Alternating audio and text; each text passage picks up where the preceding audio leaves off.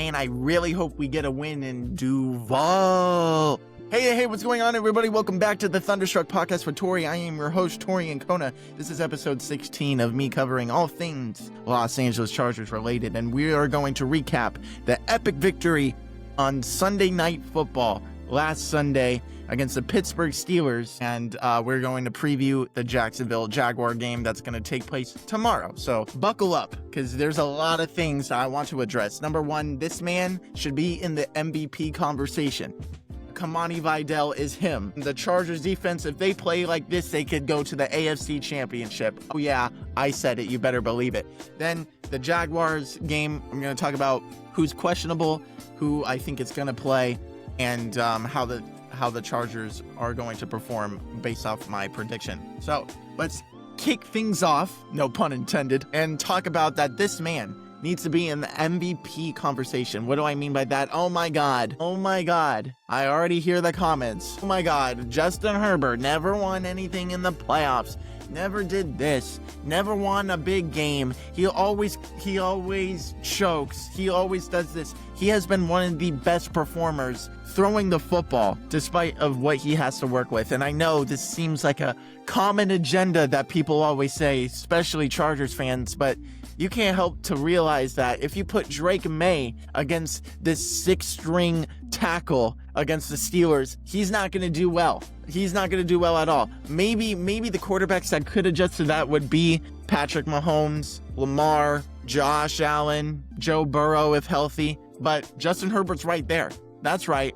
I'm putting him over Jalen Hurts. That's right. I'm also going to give my flowers to Matthew Stafford. He's been playing lights out as well. But that's besides the point. I'm here to tell you that Justin Herbert is top 2 in passing yards. When it comes to running the football, he's leading in every category. When it comes to the rushing yard attack, leading by a quarterback. That's right. He leads the entire NFL. And this is what he has to work with.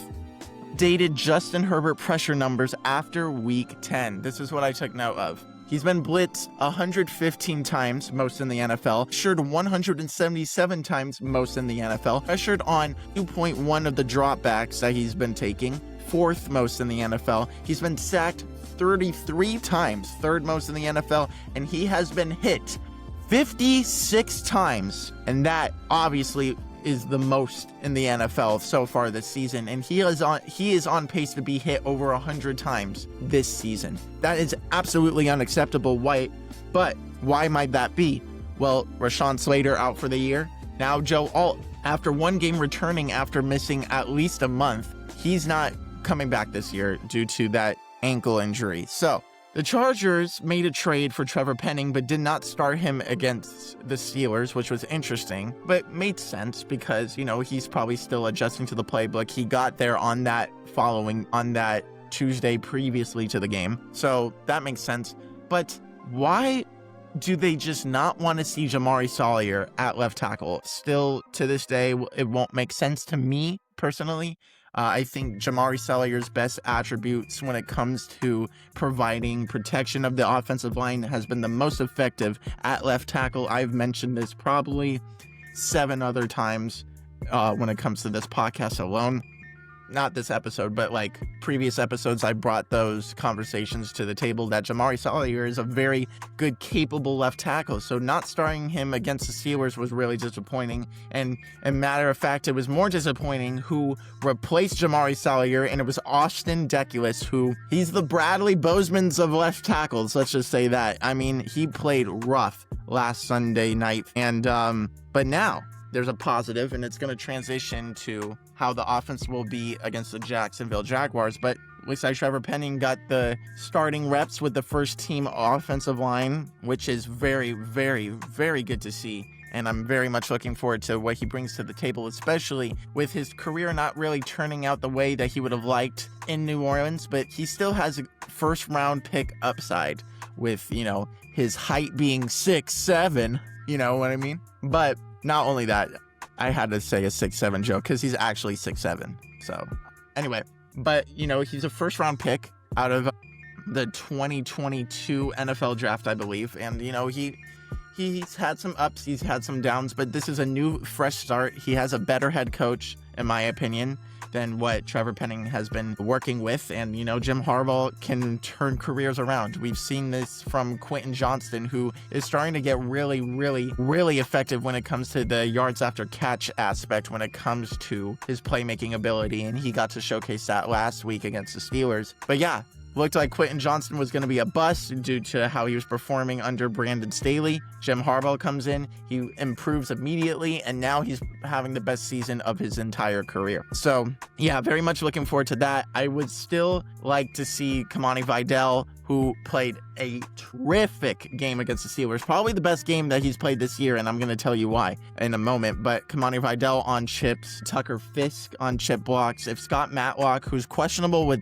something, I don't know, he is going to I would want him to provide a lot of protection when it comes to protecting Justin Herbert by help chip blocking, especially when blitzes are arriving to pressure Justin Herbert, who's overcome so much pressure this week alone when it comes to being sacked 3 times after getting all sorts of pressure in weeks previous of the Steelers game. But yeah, very much looking forward to what Trevor Penning is bringing to the table. I'm going to talk about Kamani Vidal. Terrific performance. It's, in my opinion, my favorite game of his so far that I've seen from his career, due to the fact that we were playing a really good defense. This was a defense that forced, 5 to 6 turnovers against the Indianapolis Colts. Are you kidding me? Yeah. So to really run all over them and, capitalizing in the red zone with Kamani Vidal is really bringing me upside that Kamani Vidal, and when Amarian Hampton comes back after the bye week, it's going to be a really good combination. Probably a more productive combination that we saw with Najee Harris and Amarian Hampton. It's going to be Kamani Vidal and Amarian Hampton from here on out if, they both stay healthy, which I pray that they do, knock on wood. But yeah, very much looking forward to that, to see how Kamani Vidal is going to perform, especially when Amarian Hampton is back, because if you can't stop Vidal, you're not going to stop Amarian Hampton, because Amarian Hampton was on pace to having an extraordinary rookie year before he missed a significant amount of time. So Quentin Johnston played a great game. Ladd McConkey played his best game all year. Really showed a reliable third down weapon. Keenan Allen got to break the record, as Keenan Allen being my favorite wide receiver of all time. Got to meet him, actually. And let me just give you a little story time. Why not? We have the time. I am in 8th grade or 7th grade. No, I'm in 7th grade, and it was January of 2018. And my mom was working at 24-Hour Fitness, and it was she was a Zumba instructor. So what she would do is that, since I was a kid that loved shooting hoops at 24-Hour, because I love basketball, but also it was just a really good open court and it was fun. Why not? And I remember it was like they had an event, right? They had an event on the basketball courts earlier that morning, so we couldn't go. But my mom was like, "I'm so sorry. How about we go tonight?" And I'm like, "You know what? That's fine. That's fine. We can go tonight." I was a little bit bummed, but whatever. I arrive nighttime, right? And I'm shooting hoops, and this is before I had my, prescription glasses. So I'm not gonna lie, I'm going in blind, right? And I'm shooting hoops. My mom goes, "Tori, come here."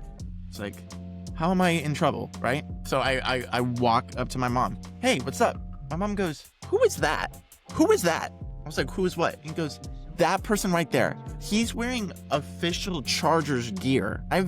And Christmas just passed at this point, and I was searching Chargers gear for you for Christmas, and that was like team official. I'm like, okay. I didn't really think much of it. But then what really got my attention is that my mom said, "That guy doesn't look like he just goes to the gym. That's a professional athlete." I was like, okay, but I can't see the guy because I'm blind, right? So I finessed my way to get closer to him, like, oh, my ball was rolling by him, right? And I picked up the ball and I looked at him and we locked eyes. And it was Melvin Gordon, Chargers starting running back at the time, who was having a terrific year that year. And I was so shocked. It's like, oh my goodness, it's Melvin Gordon. I took a picture with him. I got to tell him, I'm like, I have the Color Rush jersey, this whole thing. He was really, really nice. I thought nothing of it other than, like, I was so excited. That's, a Chargers player, right? All of a sudden the door opens. Keenan Allen walks in, and I lose my mind. I was so shocked. This is my favorite receiver ever, and my favorite receiver since 2013, his rookie year, when I became a fan of this team. I need a photo with him. And I kind of rushed him, and, you know, I was a very excited kid, so I was just like, can I please, Mr. Allen, can I please get a photo? He's like, yeah, for sure, man. And then he took a photo, and I was like, dude, you're my favorite wide receiver, like, ever. And your story is really inspiring. If you guys don't know, he had many season-ending injuries, and he came back stronger than ever, and it turned out that he would later have a Hall of Fame career to the point where he has the most catches in Los Angeles Chargers history. And I'll never forget, how nice he was.